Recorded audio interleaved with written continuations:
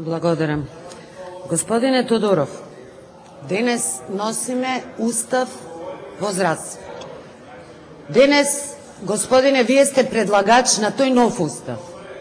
Се извинувам, госпоѓа Бендеска. Ке ве замолам, колеги, господине Андонов Миле, морам по име да ве прозивам. Дозволете колешката да говори. Се извинувам. Повелете. И кога говорам за устав во здравството, навистина очекувам не внимание кон мојот говор, туку однос кон она што ќе го гласаме сите неа. Господине Тодоров, сметам дека ако имавте однос, лично вие како предлагач, ќе имавте сосема поинакво однесување во текот на процесот на донесување новој закон. Вие бевте на јавната расправа што ја организираше Комисијата за здравство. Чувте ли кои се забелешките? Безмалку од сите учесници. Господине Тодоров, бевте на Комисијата за здравство на прво читање. Видовте дека ДУИ гласаше против ваквиот ваш нов концепт што ќе регулира вкупната здравствена област. Тоа што денес ДУИ ретерира, тоа предпоставуваме резултат нели на повисок договор на ниво на лидери, на ВМРО, ДПМН и на ДУИ. Ама ДУИ и колегите беа против вашиот концепт, против е опозицијата, па дозволете за кого го носиме овој закон. Како тоа сакате да промовирате дека сте првиот измислен министер за здравство кој сериозно сака да ја поправи катастрофалната ситуација со македонското здравство? Вие тоа го сакате како ваш личен имидж, а од друга страна не прифаќате нити една забелешка и се обидувате без аргументи да ги побивате. И затоа ќе ми дозволите лично да се сомневам во вашата искрена намера новиот закон за здравствена заштита да биде добар. Бидејќи знаете ли на колкава популација се однесува ова? Буквално на секој граѓанин на Република Македонија, од новороденче до најстариот граѓанин што живее во оваа земја. На сите. И сега ќе ми дозволите, вас не ви важат забелешките на Лекарска комора.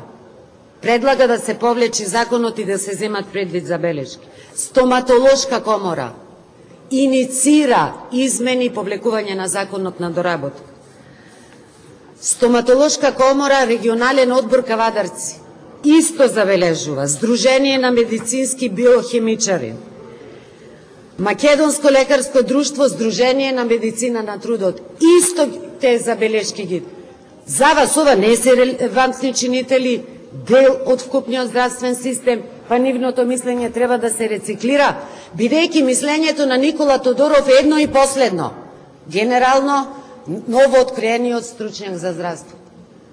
Немам никаква намера сериозно да пристапам кон вас, бидејќи мислам дека сте коректен човек во однесување. Ама вашето однесување ќе се сведи на тоа. Конечно, Сојузот на синдикатите вели не сме го гледале овој закон. Предлагаат повикување. Самостојниот синдикат има на 7 страни забелешки. И тоа за вас не е доволно да речите стоп.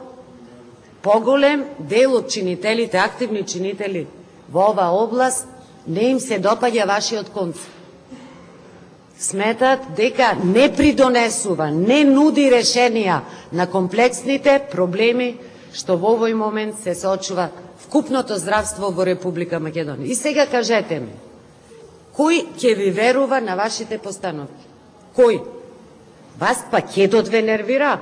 Не бил пакетот за овој закон за здравствена заштита? Бил во друг закон? Па нек не го гласавме законот за здравствено осигурување.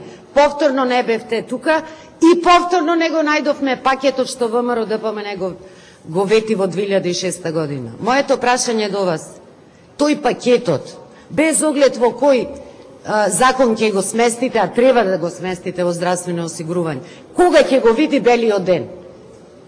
Кога? А промовирате новини кои нудат решение на проблемот. Ќе ми дозволите да се задржам по мене на вашите сериозни намери што по мене се причина за ваквиот изглед на новиот закон. Видите, вие сте надлежен министер за надзор на спроведување на законот за здравствена заштита, точка. Ама вие сте исто надлежни за спроведување на законот за заштита на пациенти. Закон кој е донесен и е во сила. Го спроведувате? Ефикасно? Знаете ли каква порака, по мене на вистина непристојна, пративте од ова говорница, говорејќи за еден случај, кога сте начекале пациент 2 сати што чека и се жали дека не го прегледал лекар. Ги генерализирате вкупните состојби и покажувате со прст кон лекарите, како главни виновници за сегашната состојба во здравството. Можевте да употребите име и презиме, бидејќи заслужува лекар што не ја почитува Хипокритовата заклетва, со име и презиме да биде критикуван и одговорниц. Ама кога говорите за еден лекар, притоа мислејќи на сите лекари, опасен преседан правите. И ќе ви го потврдам тоа. Кога Уставниот суд кажа стоп, здравството не е обична јавна служба, вие ја заобиколувате, ја бајпасирате одлуката на Уставниот суд, перфидно вметнувајќи и повторно враќајќи ги здравствените работници под она што значи регулација со закон за јавна служба. И вие тоа добро го знаете. Конечно, вие сте првиот правник министер за здравство во Независна Република Македонија. И затоа вкупниот концепт на законот изгледа точно онака како што би го направил правник, а не лекар. Наместо грото членови да се однесуваат на регулација на здравствената дејност, грото членови се однесуваат на статусот, кадровскиот статус на вработените и она што е најчудно, на начинот на кој ќе ги санкционирате лекарите.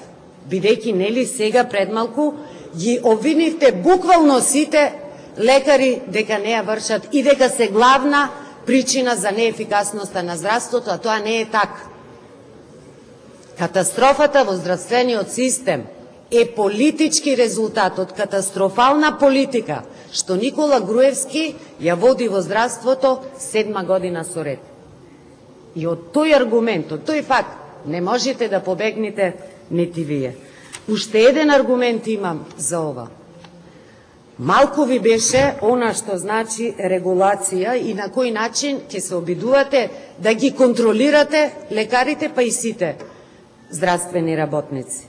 Значи, рестриктивноста на законот вели, освен инспекцијата што е согласно закон надлежна да врши надзор над работата, освен лично вие, ноќе, дење, попладне од сабајле, нели, што сте хиперактивен и контролирате, нели, вкупните состојби, измисливте нов концепт. Таен агент. Само не знам дали тајниот агент што ќе го пуштите во мисија ќе биде здрав или болен. Оти како ќе може, ќе оди здрав човек, не знае лекарот дека е таен агент, вели ништо не ти фали и тој ќе му даде забелешка. Па вие се смеете на вашиот концепт. Знаете зошто мислам дека не сте сериозен? Кога се носи уставот, дебатата започна вчера. Не мислите дека вашето место беше токму тука, а не во Белград, каде договарате нови обуки за здравствените работници од Македонија во Србија? Може би требаше заменик министерот доди бизнис делки да склучува со српското здравство, а вие да сте тука, доколку имате сериозна желба и намера да ги слушните забелешките за да ги инкорпорирате. Но денес сите знаеме дека вие сте решени, Никола Тодоров, новиот министер за здравство, ќе ги реши проблемите. А проблемите лежат само на едно место според вас. И затоа предпоставувам, спротивно на сите одредби на законот, предвидувате 70% од платата што припаѓа со нормален учинок во работењето. Ова мислите дека нема да трпи критика и сериозен ангажман од страна на Уставниот суд? Добро знаете дека тоа ќе се случи. И конечно за она што значи стварно ваше лицемерие. Се повикувате на синдикатот во 2005 А некнежните мислења од синдикатот ги фрлате во корпа за рециклирање. Што знаат конечно тие за здравството? Тие на Никола Тодоров ќе му кажуваат нешто за здравството. Доволни ви беа 7 месеци да станете врвен, здравствен, стручен, нели, во поглед на